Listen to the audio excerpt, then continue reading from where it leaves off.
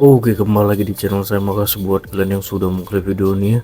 Kali ini terkait mahasiswa yang tiba-tiba mendemo Pak Prabowo, dan terkait juga adu domba salah satu para pembenci atau mereka para pembenci yang ingin mengadu domba Pak Prabowo dan Mas Gibran ya kan, yang membanding-bandingkan kinerja mereka berdua. Yang satu hanya mengambur-ngamburkan, yang satu coba mengirit gitu ya ibaratnya. Wah, kita lihat ya gimana videonya. Sebelum kita ke video, bantu subscribe dulu channel saya, belum subscribe. Tidak tunggu lama, kita ke video langsung. Let's go. Puluhan mahasiswa IPB University mengkritik kinerja 100 hari kepemimpinan Presiden Prabowo Subianto Gibran Raka Buming Raka. Mereka menyampaikan orasinya di Jalan Jenderal Sudirman, Kecamatan Bogor Tengah, Kota Bogor, pada Kamis 30 Januari 2025. Demo ini berlangsung hingga pukul 16.30 waktu Indonesia bagian Barat. Tulisan-tulisan kritik hingga ornamen-ornamen unik di bawah seraya menyuarakan aspirasinya. Salah satu orator mengatakan kebijakan-kebijakan yang telah dibuat tidak pro-rakyat. Pengamanan juga dilakukan oleh pihak kepolisian. Polisi sempat memasang border kawat berduri, namun mahasiswa berhasil menjebolnya. Imbas demo mahasiswa, sejumlah jalan di Kota Bogor mengalami kemacetan, mulai dari Jalan Juanda sampai Jalan Jalak Harupat serta Simpang Air Mancur. Kendaraan yang melaju dari Jalan Juanda serta Simpang Air Mancur juga sempat tersendat. Tetap 100 hari kepemimpinan pasif Prabowo Gibran.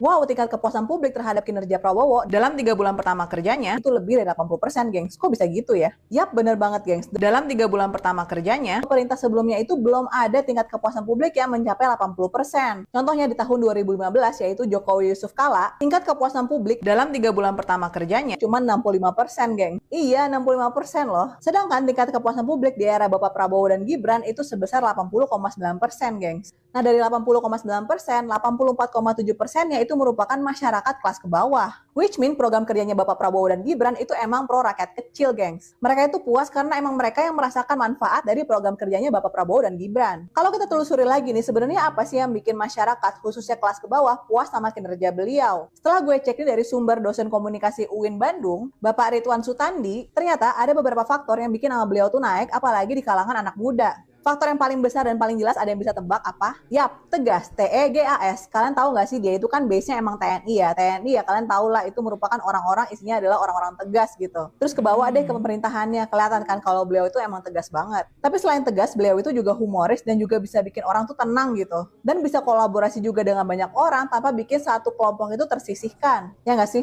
Nah selain itu, karena beliau itu suka banget sama partisipasi aktif dan juga berkolaborasi, maka beliau itu untuk pertama kalinya bikin PCO, gengs. PCO itu kepanjangan dari Presidential Communication Office, yang berfokus untuk komunikasi publik. Jadi rakyat itu tahu programnya itu apa, terus progresnya bagaimana. Jadi transparansinya itu enak banget, gengs. Nah makanya tercermin juga kan di kabinetnya, di mana ada tua, terus muda, terus ada latar belakang ini, terus ada spesialisasi ini, pokoknya beragam gitu. Lanjut inovasi program kerja beliau. Gue kira maaf-maaf nih ya, pemerintahan kita kan kebanyakan omdo doang gitu, janji manis. Nah Prabowo enggak weh. Siapa sangka program makan bergizi gratis itu dilakuin sekarang juga. Nggak nunggu 2 tahun kayak yang orang-orang bilang gitu. Sekarang juga dilakuin. Ya walaupun banyak kurangnya, seenggaknya udah mulai. Jadi bisa evaluasi, gengs. Evaluasi itu yang bikin sempurna, ya nggak? Anjay. Sama yang terakhir nih, Bapak Prabowo ini kan, orangnya tuh satset terus efektif kan. Nah ini tuh berpengaruh sama kebijakan luar negeri beliau. Apalagi dalam kunjungan luar negeri sama forum internasional, beliau itu nunjukin sikap proaktivisme terhadap isu kemanusiaan dan ekonomi. Salah satunya dengan Indonesia itu masuk BRICS bareng Rusia sama Cina. Jujur banget, gue tuh awalnya skeptis banget sama kinerja nih orang berdua. Secara waktu itu gue tuh golput nggak milih siapa-siapa karena gue lagi liburan. Tapi ternyata kinerja 3 bulan pertama beliau itu oke juga ya. Seenggaknya kerasa lah bedanya. Itu sih menurut gue. Gimana menurut kalian? Pemerintahan Presiden Prabowo Subianto dan Wakil Presiden Gibran Raka Buming Raka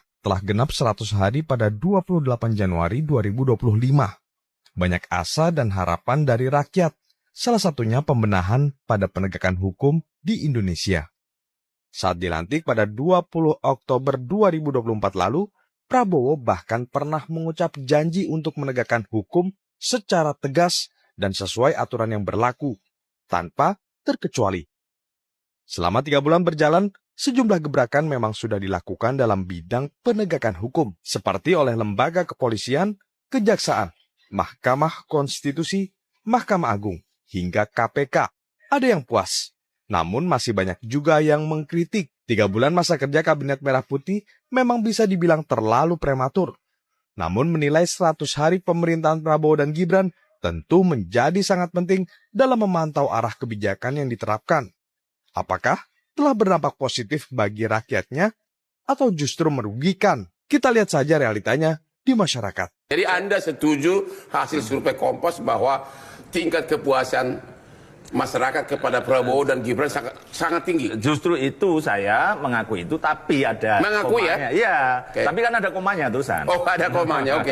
Justru ini bisa jadi bumerang loh. Kenapa? Karena baru 3 bulan ya, 3 bulan itu kan ini lebih banyak faktor Pak Prabowo, retorika dan pidato yang begitu mengena. Misalnya tentang soal penghematan, Ya. soal beliau menginginkan rakyat juga sejahtera, Ya. dan korupsi tidak boleh. Apalagi beberapa kali itu isu korupsi diangkat oleh beliau dan itu mengena semua. Ya. Tapi justru ke depan kan pelaksanaannya. Oke. Retorika, pidato, sambutan segala macam ini kan nanti ditunggu masyarakat pelaksanaannya. Masih perlu pembuktian. Nah, terutama yang pertama kali saya sering dengungkan itu adalah tentang perampasan aset. Ya. Itu kan sudah sekian lama. Saya selalu nuntut Pak Prabowo dalam jangka waktu maksimal 1 tahun harus mengesahkan ini. Ya. Baik dengan DPR, kalau DPR tidak ada kemauan dengan Perpu. Ya. Itu harus gitu. Kalau enggak nanti kasihan harapan publik yang demikian tinggi ini nanti malah jadi melempem.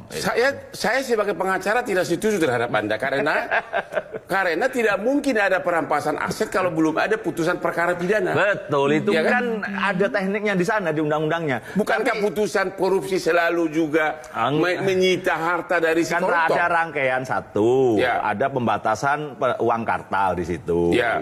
ada pembuktian terbalik, kan ada urutannya. Ya. Baca RUU-nya dong, gitu loh. Ya. Ada urutannya, bukan semata-mata terus ada orang punya harta dirampas juga nggak begitu. Tapi kan harus ada putusan pidana dulu kan? Iya, rangkaian bersamaan hukum. Ya. Mana ada dirampas duluan, nggak ada proses Ya, hukum. benar. Kan nggak boleh, nanti pasti pra-peradilan penyitaan tidak sah. Benar. Kan itu. Jadi yang utama justru adalah bagi saya adalah untuk mencegah suap. Karena suap itu tertinggi. Survei hari ini KPK kan juga begitu. Ya. Nah, mencegah itu gampang, sederhana. Semakin mencegah orang memegang uang tunai. Ya. Termasuk uang ribuan dolar Singapura. Ya. Termasuk ratusan dolar Amerika. Ya. Nah, ini kalau dibatasi betul dengan undang-undang perampasan aset di dalamnya pembatasan uang kartal, maka kemudian korupsi yang tertinggi suap tadi pasti akan berkurang. Dan indeks persepsi korupsi Kan kita akan korupsi naik. bisa dengan berlian, kenapa harus uang kartal? Kan Kali di tengah Pak Prabowo saat ini menghemat anggaran, berpikir keras bagaimana caranya APBN tidak defisit dan juga tidak menambah hutang. Tetapi Gibran malah memilih belusukan dan bagi-bagi susu di Surabaya. Padahal kalau kita lihat banyak permasalahan di Jakarta loh, seperti pagar laut, seperti banjir. Tetapi Gibran malah belusukan di Surabaya, ini sangat lucu sekali. Seharusnya belusukanlah ke pagar laut, belusukanlah pada saat lalu ada banjir di Jakarta, tetapi malah memilih membagi-bagikan susu dan buku tulis di Surabaya. Kayaknya yang lucu itu bukan Gibran deh, tapi lu menyamakan tugas wakil presiden dengan kepala daerah. Oh. Kenapa belusukannya nggak ke Jakarta gitu? Kenapa di Surabaya? Lah, dia itu wakil presiden dan Surabaya itu bagian dari Indonesia. Kalau terus-terusan belusukan di Jakarta, buat apa ada kepala daerah? Tapi kalau misalkan lu Gibran harus belusukan di Jakarta, bulan Januari saja Gibran beberapa kali belusukan di Jakarta. Bahkan sampai kemarin saja Gibran mengunjungi salah satu sekolah di Jakarta untuk meninjau program makan bergizi gratis. Jadi ini berbicara bukan tentang Gibran tidak pernah belusukan ke Jakarta, tapi Gibran tidak pernah belusukan ke tempat yang lu harapkan, yang lu mau. Dan lu mempertanyakan kenapa Gibran bagi-bagi susu di tengah Bapak Prabowo yang sedang menekan pengeluaran. Lu tahu nggak, makan bergizi gratis dan susu gratis itu adalah program Bapak Prabowo dan Gibran. Namanya program yang harus dijalankan. Ini fotonya adalah waktu saya membuat event ogoh-ogoh Festival Bali.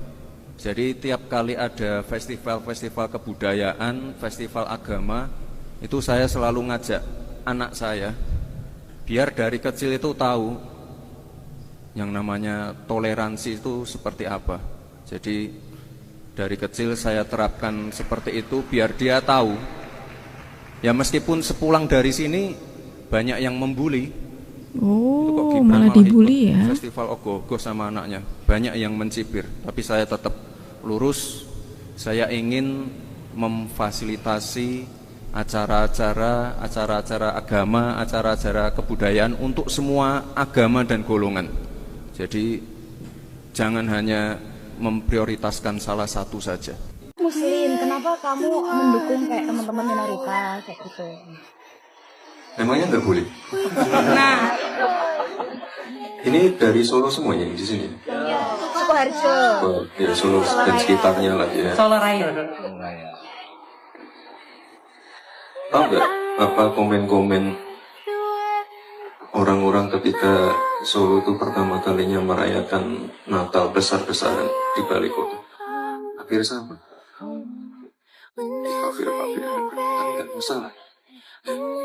Kalau saya sih lebih ke bagaimana ketika ada acara-acara keagamaan, UMKM itu bisa laris, ojol laris, yang punya persewaan tenda laris, MC laris, itu terus di tiap tahun kan kita besar. Ada cerita menarik di balik keputusan besar Gus Dur waktu itu. Nah, kurang dari seminggu beliau masuk istana, saya dengan seorang teman pagi-pagi datang ke istana dan kemudian memohon beliau memohon beliau untuk agar boleh diradakan perayaan Imlek nasional oleh umat Konghucu. Nah, apa jawaban beliau? Beliau nggak menjawab ya atau tidak, tapi bikin 2 kali gitu. Saya bingung, maksudnya Gus bikin perayaan tahun baru Imlek di Jakarta dan bikin perayaan Cap Gomeh di Surabaya. Dia percaya orang Tionghoa itu memang harus dibela. Pada waktu dia belum presiden, itu dibela melalui berbagai cara. Dakwahnya, dekatnya pada masyarakat sipil. Tapi sesudah dia jadi presiden, ini dijadikan program utamanya. Jadi ini paling mudah bagi dia untuk merencanakannya, karena dia sudah tahu bagaimana perhitungannya, dan lebih dari itu, bahwa Indonesia haruslah memerdekakan orang Tionghoa. Kalau enggak, malu pada seluruh dunia. Wah, Indonesia dapat prestis yang sangat tinggi di dunia. Dalam perjalanan ke luar negeri, saya selalu menyupai pemerintah negara lain, orang politik negara lain, aktivis, yang memuji Indonesia sebagai negara pluralis yang terbesar di dunia. Kini masyarakat Tionghoa sudah bisa beribadah dan mengekspresikan budaya mereka dengan bebas sama seperti warga negara Indonesia yang lain. Mas, aku bukan warga Solo tapi kerja di Solo. Besok kalau terpilih tetap lanjutkan karnaval dan hiasan hari raya antar agama di balkon ya Mas. Junjung tinggi toleransi antar umat. Ya, bagi kalian yang memang bukan warga Solo nggak apa-apa. Solo ini memang bisa dinikmati seluruh warga seluruh Solo Raya dan seluruh Indonesia. Jadi di salah satu misi saya juga akan berkomitmen untuk mewujudkan aglomerasi Solo Raya, komunikasi di antar kota kabupaten di Solo Raya, agar supaya warga di sekitar juga bisa menikmati Solo. Dan komitmen saya, Respati, kita pastikan Solo menjadi kota yang aman, nyaman, kota yang sangat toleransi, dan simbol-simbol kota nanti akan kita ramaikan di setiap hari perayaan agama apapun dan kepercayaan apapun. Oke, tetap kita jaga kota Solo kita bareng-bareng tetap aman dan nyaman tanpa anarki. Oh gitu deh video, gimana menurut kalian, dan sampai bertemu di video saya selanjutnya.